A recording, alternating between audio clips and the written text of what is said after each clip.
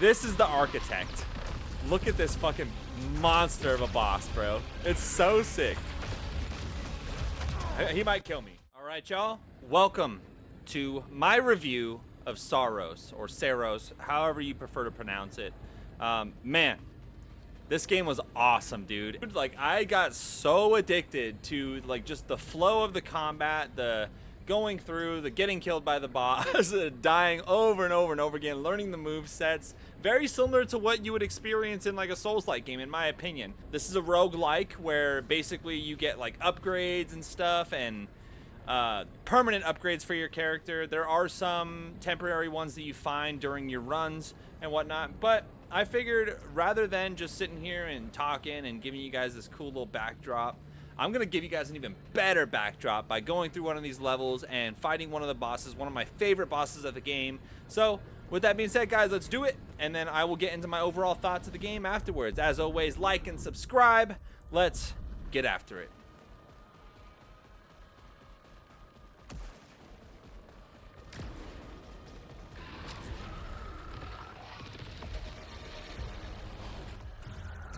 Get that eclipse going.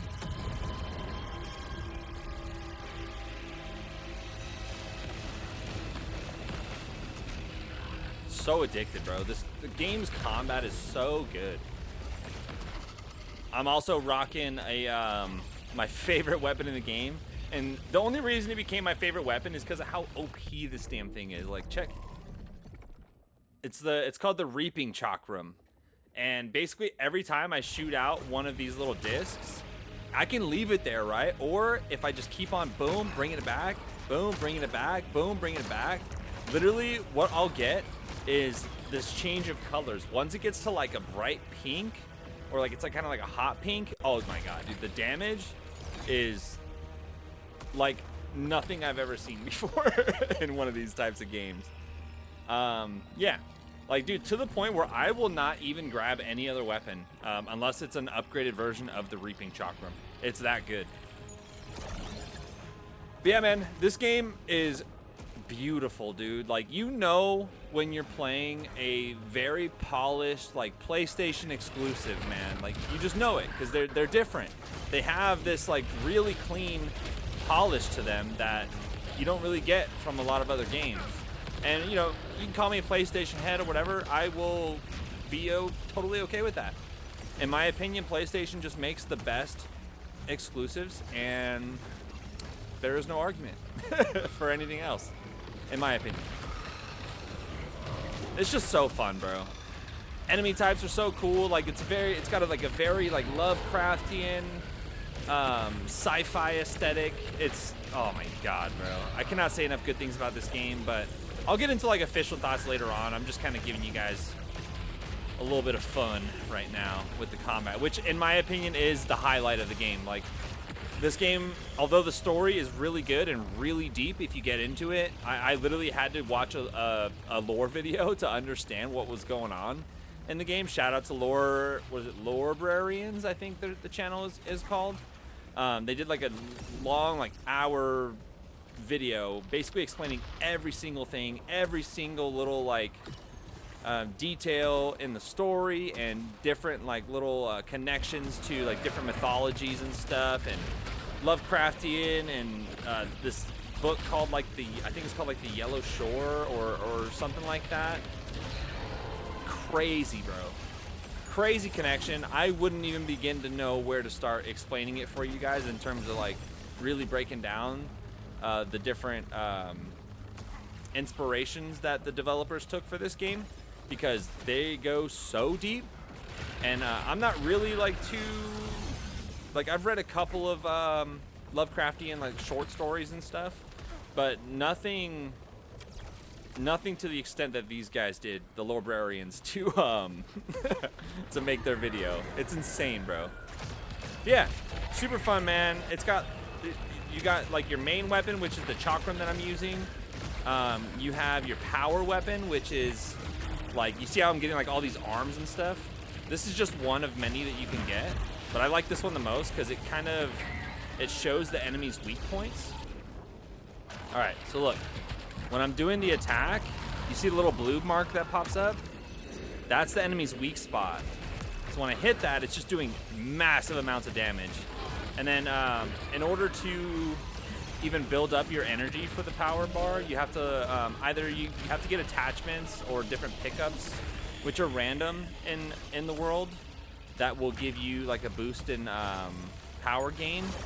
And basically once that power meter's full, you can just unleash hell with your power weapon. And some of them are like you're throwing javelins, some of them are you're just shooting like a big like missile that explodes on impact. Some of them you're like doing like life steal from them, sort of. It doesn't really give you health or anything, but you just see like their bar start like chipping away. And yeah, man. And then there's different versions of it that, again, everything drops random in this game. The only thing that's permanent are the upgrades, which I'll show you guys a little bit later.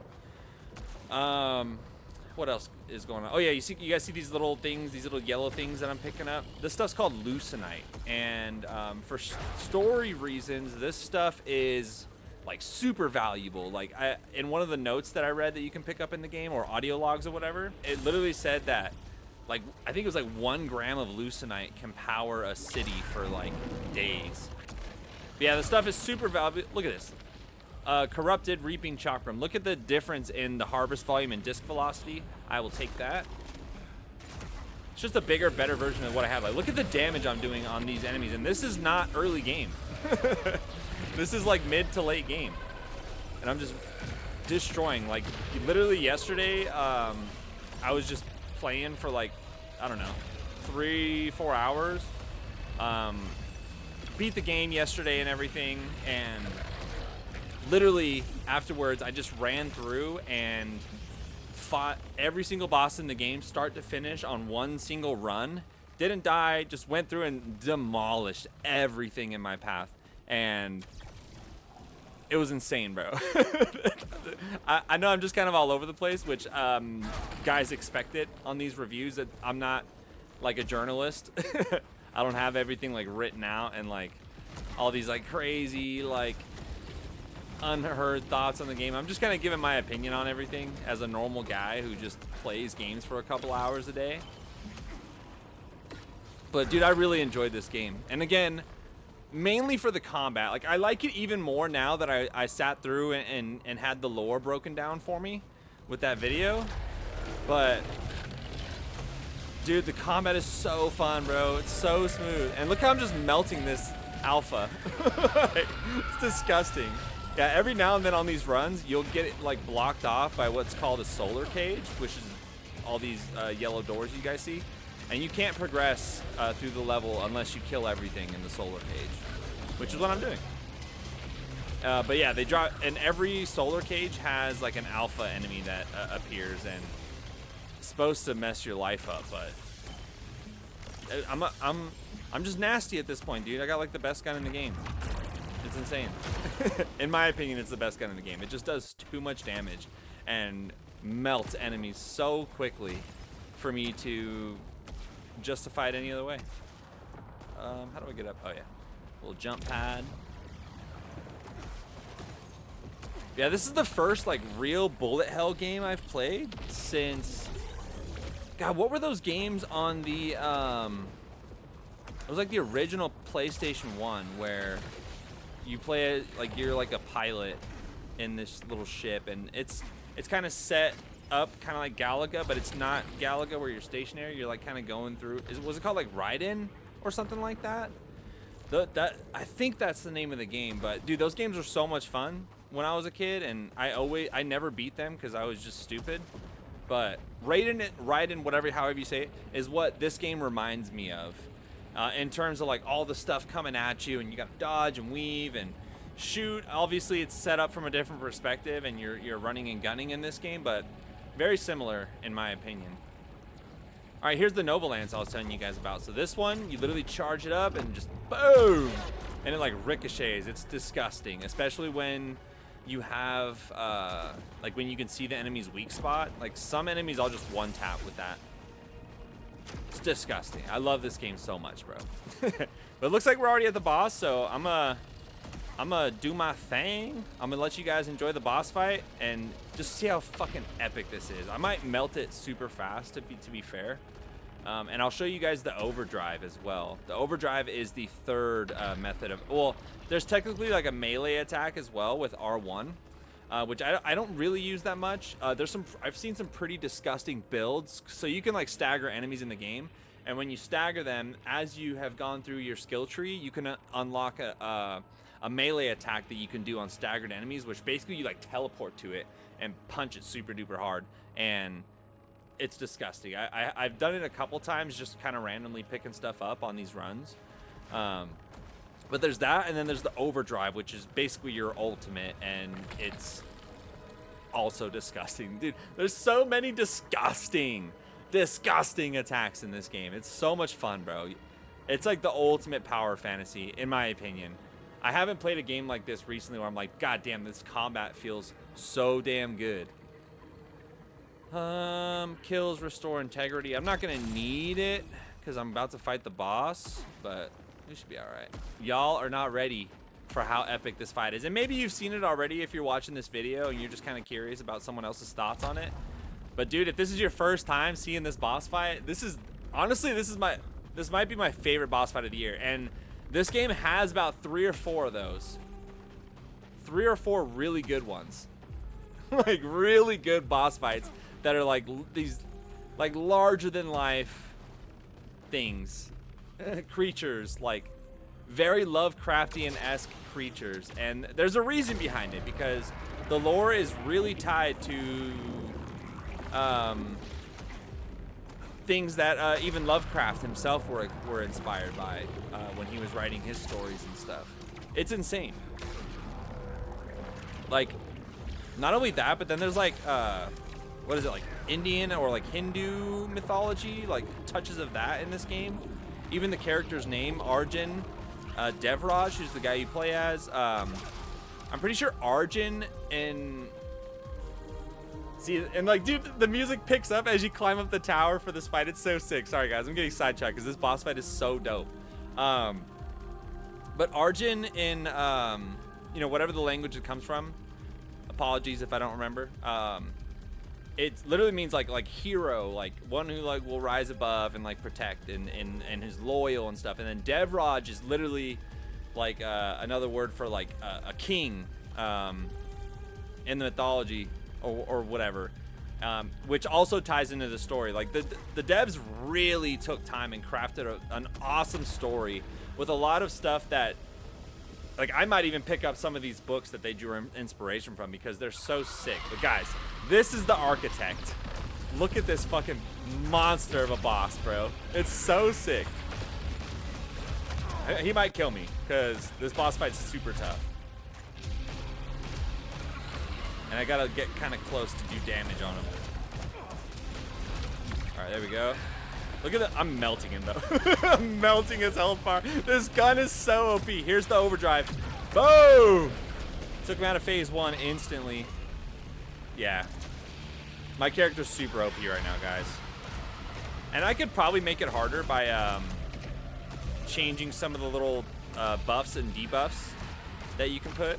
Oh my God. I might not even need to worry about my health bar in this fight. Because I'm just destroying this guy. It's so epic though.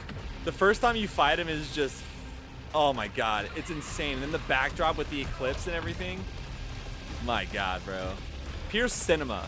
All the boss fights in this game are pure cinema. Like, there's a couple of them that are like, that could have been done a little bit better. All right, let's finish him with the overdrive. Boom. Got him.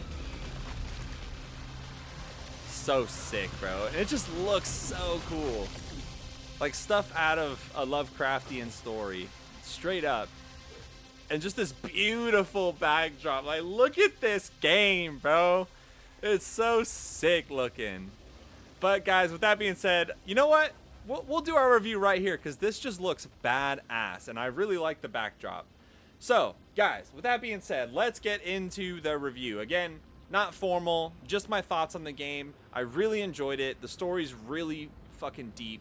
From what I could get and what I could gather, again, there's people that break down the story way better. If you want to get into the lore, the lore of this game is insane and it's really fucking cool. But basically, you play as Arjun Devraj, and he is a part of this group called Echelon 4, and there has, and you know, in the name says itself, there have been 3 other echelons before that have gone to this planet Carcosa to farm this leucinite stuff, basically. And honestly, I think the original plan might have even been to like build a life here on this planet, because the resources are so goddamn valuable here. And what they ended up finding was this crazy, like, Lovecraftian-esque, like, entity in this eclipse. This eclipse is not just like a sun that's getting eclipsed by the moon. There is no moon. This eclipse is some like unknown force that a lot of people are just calling the Yellow Shore, or like, it's just this crazy like entity that you only really get glimpses of in the game.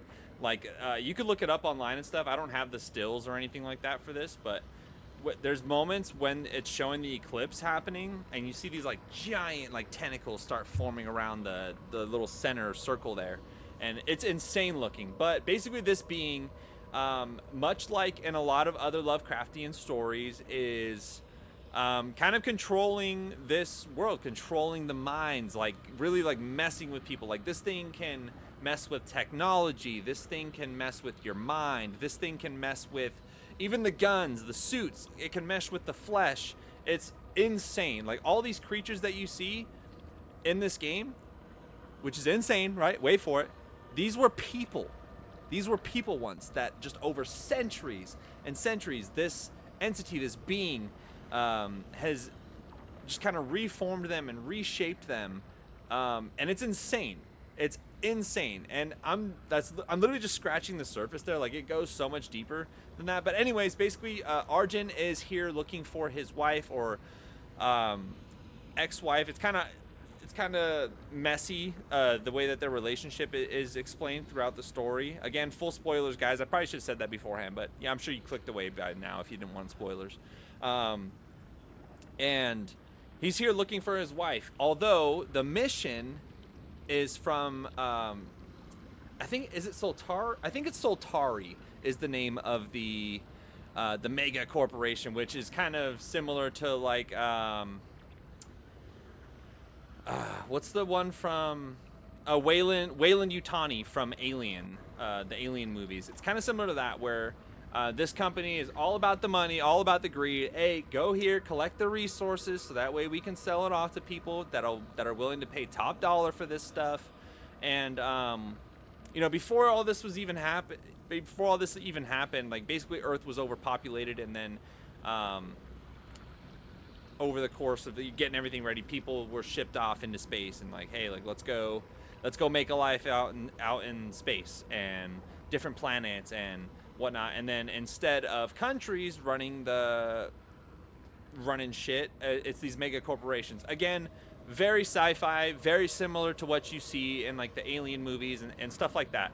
And anyways, Arjun, he don't give a fuck about the mission, right? He's here for his wife, because, you know, obviously they lost contact with these people, and this and that. And, you know, long story short, basically Echelon 1, Arjun's wife was a part of Echelon 1, and this group of people, there may have been like 6 or more, something like that. Maybe more, I'm not sure, because the game only really gives you like 6, as far as like the notes and stuff go. And basically, these people got here, and then this entity starts fucking with their minds, shit starts going crazy, and eventually they're kind of like stuck in this loop, because time works different on this planet, and literally like thousands of years have passed just on this planet. Everywhere else is normal, right? But just on this planet, thousands of years have passed, and that's why you're seeing these like crazy creatures, because Echelon 1, they become like basically the bosses that you fight in this game, for the most part, are all members of Echelon 1. They were looking like Arjun at one point. You know, maybe some of them had boobies, maybe some of them didn't, but they were looking like Arjun at some point. And they were literally shaped and warped over thousands of years. They have already completely lost their minds, given themselves to this entity, and yeah, like, and this thing preys on your wants and needs, very similar to how like a Cthulhu would, and literally just warps your mind in that way. And literally, so over time they've done whatever, they've gotten changed into these monsters and they're ascended. They basically become the gods of this planet. And I know this is crazy and I'm going real deep here, but just bear with me, right? And Echelon 2 comes around and it's a lot more people.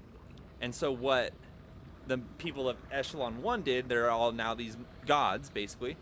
They made slaves out of everyone from Echelon 2 and have them like build all these crazy structures that you see in the game. And it's fucking insane, bro. Like, look at this. You see all those bodies in there, right? All those bodies built into the structures. Those are all members of Echelon 2, brother. It's insane. It's insane. But, then Echelon 3 comes along and it's kind of the same, at least from what I remember. And then Echelon 4 comes along and, it's Arjun and his group. And very, very much the same thing. They're all getting their minds warped. They're all seeing these illusions from this being, this thing. And there's literally moments in the game where they're like, I hear it calling to me. And it's fucking insane, bro. It's so sick. It goes so deep. But basically, Arjun goes through this whole thing to try to save his wife. And then the original ending, he ends up kind of becoming the new king, and who's the last boss of the game. And then you do that, and it doesn't really feel like a solid ending, like, because credits roll, and I'm like, oh man, that's kind of depressing. Like, bro just kind of gives into it and basically becomes another god of this planet. And you go through these other things, and then instead of killing the king and becoming the king, you spare the king's life, and then you kind of like reunite with his wife, and then it's kind of hard to explain. Again, guys, I'm not doing the lore any justice. At least I don't think I am. The game is awesome. Awesome story. It's way deeper than I thought it was, because when I was playing through the game, I was just fucking running and gunning, shooting everything, fighting bosses, getting frustrated because the bosses are kicking my ass, dodging bullets, dodging projectiles. Insane. Combat is incredible. Combat, in my opinion, is the highlight of this game. It is so good. There's so many cool weapons, so many cool abilities. Each run is completely different because, again, it's like so much time is passing by in this world, so that every time you do another run, the environment looks different. Things are not where they were originally when you did your first run. It's so cool the way that they designed this, and every single design in this game, or every single idea that the devs had in this game, is tied to the story in some way that is so fucking dope, dude. I had such a good time with this game. All the characters were super interesting. Again, I just went on a crazy like story reveal thing for you guys where I'm talking about how these normal people go to this planet and end up becoming gods. It's ridiculous, insane. I really enjoyed the characters. Arjun, whoever played the guy, whoever like voice acted him, forgive me, I don't know his name off the top of my head. Incredible performance. There's moments where he's just showing like crazy like deep emotion, and you could see it in his face. Like, the guy's performance is phenomenal, incredible. I already touched on the combat. The story was great. Environments, bro. Do I need to say more? Just off of this look alone. Like, look how fucking awesome that looks. And every single area of the game has this level of love and detail poured into it. Again, when you're playing a big AAA PlayStation exclusive, whether it's PlayStation, Xbox, who gives a shit, right? When you're playing a very high quality, high produced game based off of the environments, the graphics, the sound. Dude, the controller, the way that they use the DualShock, and everything's vibrating in my hand, and it just feels fucking insane. So damn good. Guys, performance wise, I had zero issues with this game. Zero crash, zero bugs, zero drops in the frame rate, nothing. The game was flawless, and I played it on a base PS5, just for reference. Insane. Overall thoughts, guys, play Saros, however you want to say it. I've seen stuff online where people were saying that the game is underperforming sales-wise. Guys, we are not going to get good-ass, dope-ass games like this if we do not buy them and play them. I get it. Shit's expensive right now. The world's a mess. America's a mess if you live here. But if you get some extra dollars and you're like, Do I want to spend $200 on GTA 6, which we probably all will, let's be real, or do I want to spend, you know, 60 bucks, or maybe you can even get it for like 50 if it drops on sale soon, which I'm sure it will at some point soon. Whenever you guys get a chance to play this game, absolutely play it.